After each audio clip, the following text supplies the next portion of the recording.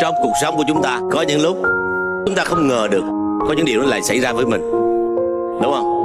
Có những điều xui rủi, có những điều may mắn. Điều may mắn thì dĩ nhiên chúng ta dễ dàng đón nhận. Điều xui rủi thì chúng ta sẽ bị tâm lý và chúng ta sẽ buồn tủi, sẽ dày vò bản thân hoặc là những người xung quanh. Nhưng mà thưa quý vị là cuộc đời này không như mình mong muốn được.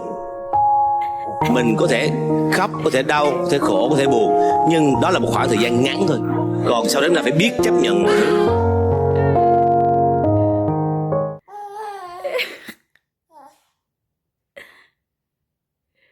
Giờ sao?